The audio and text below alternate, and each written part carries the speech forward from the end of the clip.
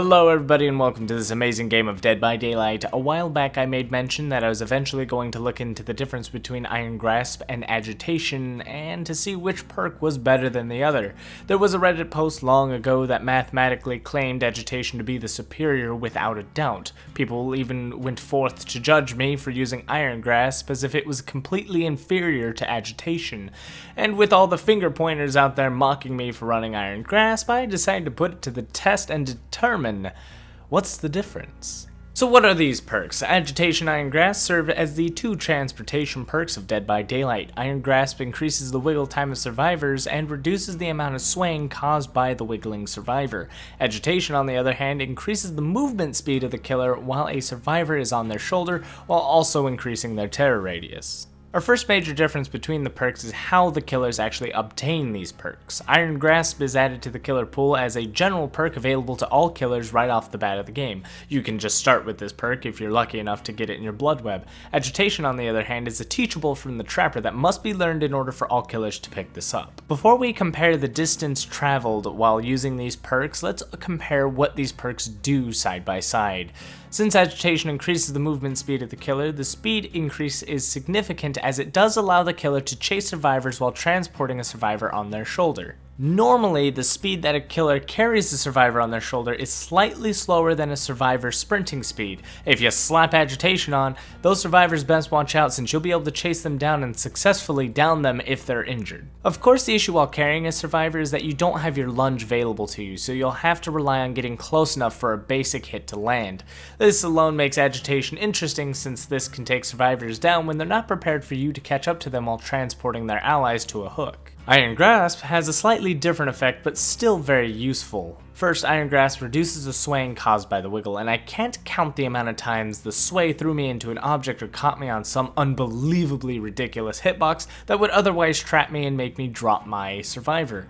Iron Grasp removes this fear and lets you transport with minimal resistance. Iron Grasp also helps to combat Decisive Strike ever so slightly. If the survivor is not the obsession and they're running Decisive Strike, they must bring the wiggle meter to 35% before they can actually make the strike, and since Iron Grasp slows the progression, it helps you get a slight increase of time for transportation before the Decisive Strike actually happens.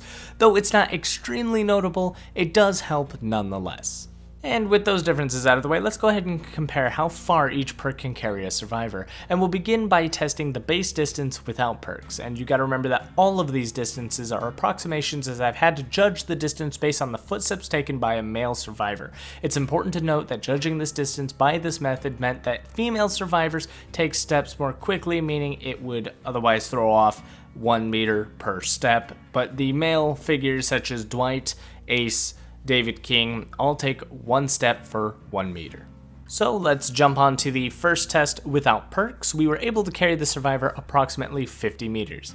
Then, throwing Agitation on, Agitation carried our survivors up to 57 meters, which was a 7 meter increase. Finally, Iron Grasp.